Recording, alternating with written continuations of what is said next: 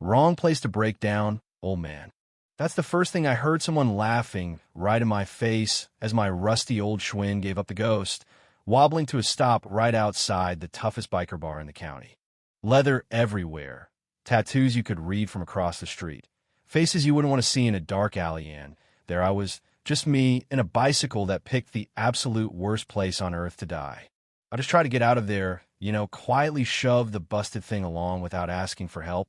Didn't even look up, but that crowd was already watching, waiting for something to happen. And then, before I could even figure out how to get moving, the loudest guy in the group stands up, big fella, arms like tree trunks, the kind of guy whose handshake probably counts as an assault, and some states walks right toward me.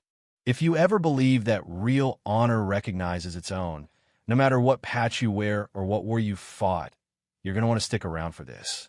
My name's James Jimmy Carver. I'm 70 years old, and after a few strokes robbed me of my driver's license and most of my independence, I had to trade my old Chevy for this Kia move that still feels like swallowing broken glass. But hey, you do what you have to do. 3 times a week, I pedal 4 miles across town to buy groceries, one slow crank at a time. Keeps me going, Reminds me of the jungle, the routine, the mission, whatever you want to call it. That Tuesday, and May didn't start out any different. Weather was good, joint's not screaming for once, so I figured maybe it'd be a halfway decent day. Halfway home, though, I hear that sound, that metallic ping. Every bike owner knows it, right? And right away I knew the chain was about to blow. Managed to stop before it threw me into traffic, but of course I rolled to a halt right in front of Steel Stallions, where you can smell the gasoline and the attitude from 2 blocks away. Patio packed with bikers, all of them looking my way, the kind of crowd you hope never notices you if you're not one of them. I bent down, started messing with the chain hands, shaking, like always since the strokes and the laughter kicked up. Somebody shouted, "Bet that bike's seen more action than he has." And the whole patio lost it. Look, I'm not new to being the punchline. If a bunch of bikers want to laugh, limp.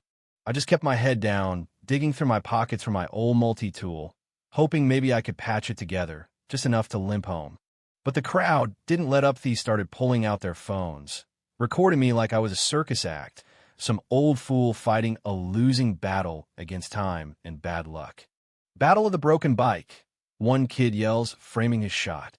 I dropped my tool, the bike tipped, and the groceries I'd spent my last dollars on went rolling everywhere. Apples, cans, everything bouncing across the pavement, some landing right at their boots.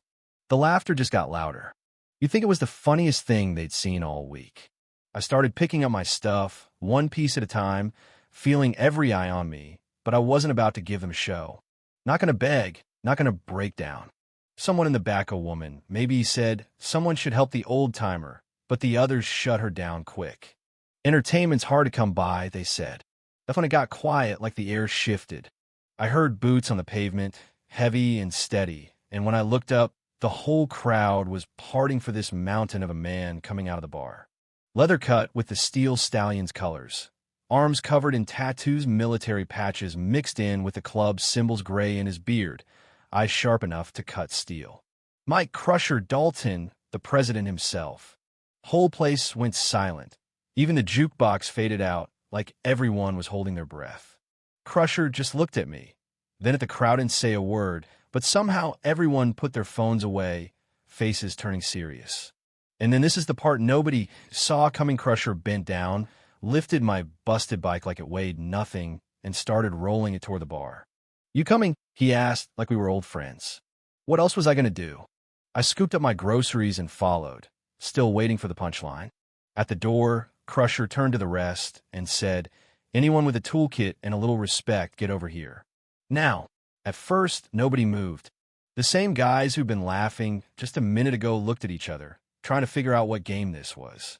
Then one by one, they got up, gray-haired biker in the back, a couple younger ones, then more, until every last one of them was on their feet.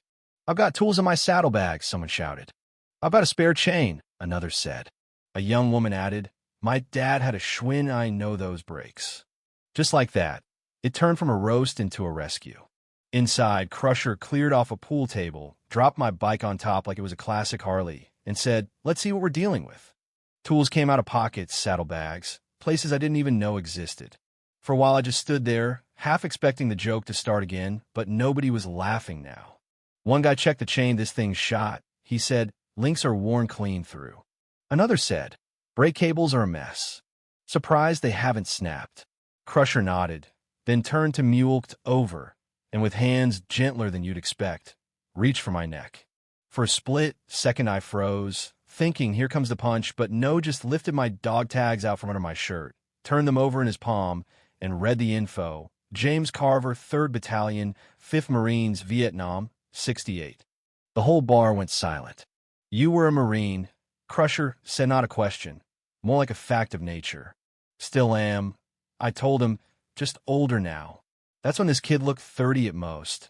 Neatbeard stepped up and said, Carver, my old man was Timothy Reynolds, Lima Company. Serve under you at Key San. My heart almost stopped. I remembered Reynolds, a good radio operator, brave as they come. Saved his life once. Carried him through an ambush, shrapnel in both legs. He made it home because of you, the kid said, voice thick. Always told me the only reason he lived was because his sergeant wouldn't leave him behind. I looked at him and said, your father was one of the good ones. How is he? The kid's face fell. Passed 3 years ago. Cancer. Agent Orange. Too many good men lost that way. Crusher, still holding my tags, turned to his crew and said, we're not just fixing this bike. We're rebuilding it. Whatever it needs, we do it. Suddenly, everyone was moving like a NASCAR pit. Crew pressure washer came out. Rust blasted off, bearings cleaned, new cables installed. Even left the bar and came back half an hour later with brand new tires from the shop across town. Puncture resistant, the tattooed woman said, grinning as she fitted them on. For real roads. I just watched, feeling something I hadn't felt in a long time. This wasn't charity. This was brotherhood. Different uniforms, same code. When the bike was finished, Crusher disappeared into his office, came back with a folded leather vest, brand new, clean, club logo on the back, but instead of a name patch, it just said one word in gold thread, respect. He put on my shoulders, looked me in the eye, and said, thank you for your service, Marine. I shook his hand, my own trembling, and I swear the bar was dead quiet except for the sound of my old heart beating out of rhythm. When I ran my fingers over that word respect, it felt like something inside me healed a little, like maybe the world hadn't forgotten all of us after all. Then Reynolds' kid rolled the bike, overlooked brand new. Even had a little Marine Corps emblem on the fender so folks would know. We added this, he said, and for a second, words just wouldn't come. Crusher turned to the room. Who's escorting the sergeant home? Every hand shot up. Next thing I knew, I was pedaling down Main Street, a whole parade of Harleys behind me, engines rumbling like thunder, cars stopping, people staring. The Steel Stallions, once feared across the county, became my personal honor guard. At my apartment, they lined up on both sides, helmets off, nodding as I passed. Anything you need, you come to us, Crusher said, clapping me on the shoulder. And if that bike gives you trouble, bring it here. Next morning, I passed the bar again and saw them putting up a brass plaque by the door.